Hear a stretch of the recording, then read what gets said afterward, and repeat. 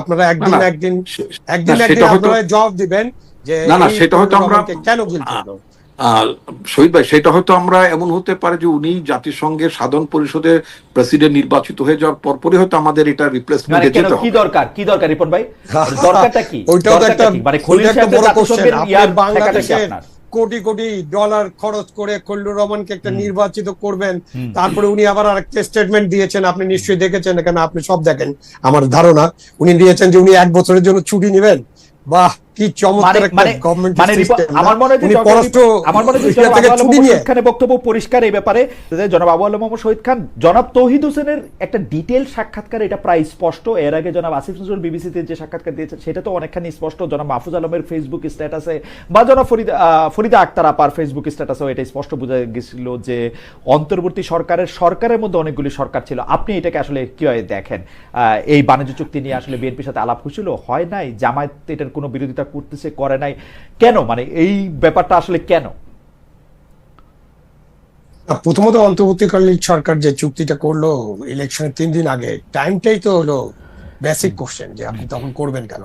আপনি করতে পারেন না কেন? আপনি ইলেকশন ডিক্লেয়ার করেছেন, so you wait for the ইলেকশনের রেজাল্ট দেখেন, তারপরে তখন বলতে পারেন। 3 দিনে মহাভারত অশুদ্ধ হয়ে যায় তো এরকম কোনো কারণ নেই আমার মাথায়, মানে আমি বুঝতে পারি না, আমার বোধগম্যতার মধ্যে এটা আসে না। এটা অবশ্যই।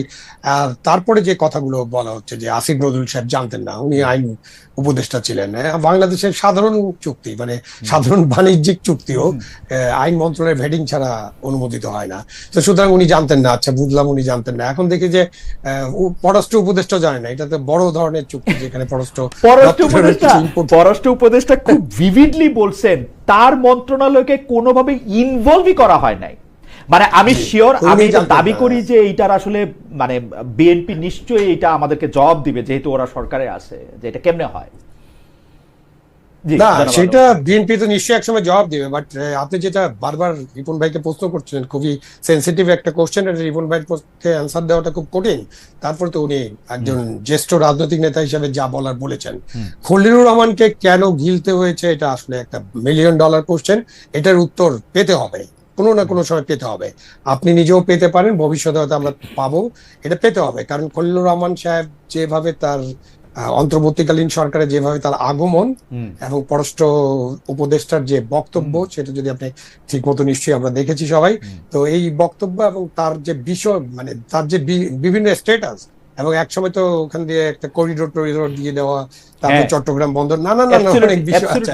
তিনি মানবিক করিডোরের কথা বলেছেন, সেটাকে আবার ডিফেন্ড করতে চেয়েছেন, মানে মেলা ঝামেলা এটা। জি, তো অনেক ধরনের ঝামেলা। এরপরও এখন রিপন ভাই যেটা বললেন যে মার্কিন যুক্তরাষ্ট্রে, আমি মনে করি না রিপন ভাই, আপনাদের দলে এমন কোন লোক নাই যারা মার্কিন সরকারের সাথে ডিল করতে পারবে না।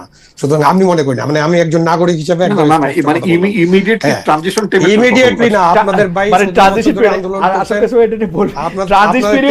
দরকার নাই, ট্রানজিশনের কোনো চিন্তার দরকার ছিল না। আপনাদের লোক ছিল, লোক আছে, এখনো আছে, যারা রিপ্লেস করতে পারে। কিন্তু আপনারা একদিন আপনারা জবাব দিবেন যে না না সেটা হয়তো আমরা কেন গিলতে হলো।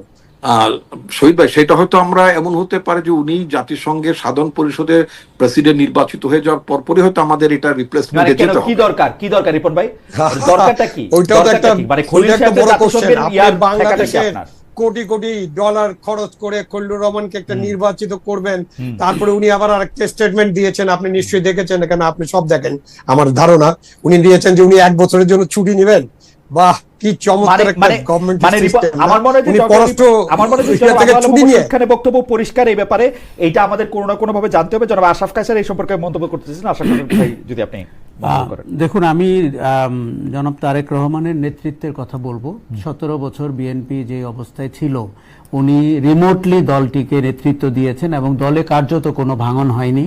এবং শেখ হাসিনার সমস্ত ঔদ্ধত্য এবং একনায়কতন্ত্র এবং ফ্যাসিবাদ এবং দলীয় ব্যুরোক্রেসি, দলীয় পুলিশ রেখে গুম খুন করেও বিএনপিকে ভাঙানো যায়নি। কাজেই তার নেতৃত্ব কিন্তু পরীক্ষিত বিএনপির জন্য এখন।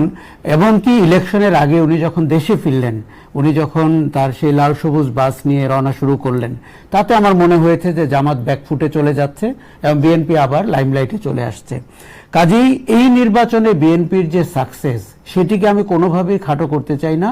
এই যে রিপন ভাই বারবার বলছেন যে এক ধরনের পরম্পরা হিসাবে খলিলুর রহমানকে নেওয়া হয়েছে, আমার ধারণা এটা একটা খোঁড়া যুক্তি। এর পেছনে মূল কারণটি বিএনপি, হয়তো রিপন ভাই বলছেন না বা বিএনপি কখনোই বলবে না, খলিলুর রহমান বলবে কিনা আমি জানি না। আরেকটা জিনিস, পরম্পরা কি শুধু বৈদেশিক সম্পর্কের ক্ষেত্রে লাগে? তাহলে ট্রানজিশন অন্য ক্ষেত্রে লাগে না? তাহলে তাদের অন্য সেক্টরে খলিলুর রহমানরা কোথায়? আর বিএনপির কি এমনই অবস্থা যে বিএনপির কি একজন খলিলুর রহমান, যার পদত্যাগ বিএনপি নিজেই চেয়েছিল 6 মাস আগে, সেই ভদ্রলোক কি করে? আমার ধারণা যে আমি শুনেছি যে তারেক রহমানের দেশে ফেরা ইত্যাদির ব্যাপারেও খলিলুর রহমানের ভূমিকা রয়েছে। বিশেষ করে তারেক রহমান নিজেই বলেছেন যে এই সিদ্ধান্তটি তার একার না, তার মানে সিদ্ধান্তটি অন্য কারোও ছিল। সেই জায়গাটিতেও খলিলুর রহমান দুতিয়ালি করেছেন। কিন্তু বিএনপির যে মানে ল্যান্ডস্লাইড ভিক্টরি, তারেক রহমানের 17 বছর যে নেতৃত্ব, বিএনপির এককাট্টা হয়ে নির্বাচনে বিজয় অর্জন করা এবং আওয়ামী লীগের পালিয়ে যাওয়া, এর উপরে খলিলুর রহমান হয়ে গেছেন বেশি আলোচিত, এবং বিএনপির উচিত হয়নি খলিলুর রহমানকে কি মনে হয় কাছে ভাই, বিএনপি যেটা উচিত হয় না সেটা তো আমাদের চেয়ে বেশি বিএনপির লোকেরা সবচেয়ে বেশি বুঝতে পারছে। যেই লোকের উপস্থিতি অন্তর্বর্তীকালীন সরকারে নিয়ে বিএনপি তার পদত্যাগ দাবি করছিল অন্য 2 ছাত্র উপদেষ্টার সঙ্গে, যেই লোকের কারণে বিএনপি সবার আগে ফাইন্ড আউট করছিল বিএনপির থিঙ্ক ট্যাঙ্কেরা যে উনি মানবিক করিডোর চাচ্ছেন, সে মানবিক করিডোর দেয়া ঠিক হবে না হবে, যার সম্পর্কে যে একটা পদ সৃজন করা হলো, প্রথমে রোহিঙ্গাদের হাই রিপ্রেজেন্টেটিভ, তারপর আবার একটা পদ সৃজন করা হলো যেটা আমাদের ছিল না, নিরাপত্তা উপদেষ্টা। এটা কেন করা হয়েছে আপনার কাছে কি মনে হয় যে বিএনপির আসলে মানে মানে একটা বলপার্ক ধারণা কি? আমার ধারণা মার্কিন যুক্তরাষ্ট্রের স্বার্থ হাসিল করার জন্য খলিলুর রহমানকে বাংলাদেশে অন্তর্বর্তী সরকারে অন্তর্ভুক্ত করা হয়েছিল এবং বর্তমান বিএনপি সরকারে অন্তর্ভুক্ত করা হয়েছে। এই যে আপনি হাই রিপ্রেজেন্টেটিভ ডেজিগনেশনটা, এটা মার্কিন যুক্তরাষ্ট্রের আদলে তৈরি করা। উনি নাকি তখন বলেছিল এটি বললে মার্কিন যুক্তরাষ্ট্র বা অন্য দেশগুলো বুঝতে পারবে। তার পরবর্তীতে আমরা ইউনূস সরকারের শেষ 6 মাসে খলিলুর রহমানের কার্যক্রম সবচেয়ে বেশি দেখেছি। আমার ধারণা ওনার কনভিন্সিং পাওয়ার অনেক হাই, এবং উনি মার্কিন যুক্তরাষ্ট্রের স্বার্থ দেখার জন্য অন্তর্বর্তী সরকারে ছিলেন। নির্বাচনের ঠিক 3 দিন আগে যখন চুক্তিটি হয়, তখন এটি যে কেউ বোঝার সুযোগ আছে যে একটি নির্বাচিত সরকারকে বেকায়দায় ফেলা এবং তার ঘাড়ে বোঝা চাপিয়ে দেওয়ার জন্য। আচ্ছা, বিএনপি বা জামাতের সাথে আলাপ হয়েছে, এই প্রশ্নে আপনি বিএনপিকে কখনো কোনো উত্তর দিতে এই প্রথম আমি ডক্টর রিপনকে বলতে শুনলাম যে উনি এটা পছন্দ করতেছেন না, কিন্তু বিএনপির সব লোক এইটার ব্যাপারে চুপ। খালেদের একটা কারণ হচ্ছে যে মার্কিন যুক্তরাষ্ট্র কিংবা ভারতের সাথে, ভারত একটু বিতর্কিত হয়ে গেছে, ভারতের সাথে সম্পর্ক না রেখে বাংলাদেশের রাষ্ট্র পরিচালনার যে জায়গাটি আমরা দেখতে চেয়েছি সেটি কিন্তু ঘটেনি। এখন মার্কিন যুক্তরাষ্ট্র বিএনপি তার গুড বুকে থাকুক, এটি বিএনপিও চায়, জামাতও চায়, এনসিপিও চায়। কাজেই আমার মনে হয় যে এই চুক্তিটি করার আগে বিএনপি জামাতের সাথে অন্তর্বর্তী সরকার আলোচনা করেছে, এবং তৌহিদ হোসেন জানতেন না, এটি আমি বিশ্বাস করি। কেননা তৌহিদ হোসেনের মন্ত্রণালয়, তৌহিদ হোসেন ছিলেন সত্যিকারের উজি রেখা মাখা। হ্যাঁ, উনি ওনার, দেখুন আমি ওনাকে ইন্টারভিউ করছিলাম, উনি যখন এখানে নিউ ইয়র্কে আসেন, উনি আমাকে সব প্রশ্নের উত্তর ডিপ্লোমেটিক বলছেন, এইটা এই মুহূর্তে বলতে পারতেছি না, এইটা এই মুহূর্তে জানি না, এইটা। আমি কিন্তু এই সব প্রশ্ন করছিলাম যে আপনি কি জানেন আপনার সরকারের বৈদেশিক নীতি কি, আপনার সরকারের কূটনীতি কি? উনি কিন্তু বলছেন যে আমি জানি না। আমি শফিক সাহেবকে প্রশ্ন করছিলাম, আপনারা যে ঠিক করেন যে কোন বিষয়টা আপনারা আপনাদের পেজে দিবেন না, এটা কেমনে ঠিক করেন? কারণ আপনাদের 22টা উপদেষ্টা, আপনারা খলিলুর রহমানের কথা দেন, পররাষ্ট্র দেন না। পররাষ্ট্র মন্ত্রণালয়ে আমার মনে হয় তৌহিদ হোসেনের রোল খুব মাইনর ছিল এবং Khalilur Rahman major role play করেছেন। আরেকটা কথা হচ্ছে যে আপনি কি বিএনপি জামাতকে শুনেছেন এই চুক্তিটি বাতিলের কোনো দাবি তুলতে? আমি শুনিনি, এমনকি এনসিপি কেও শুনিনি।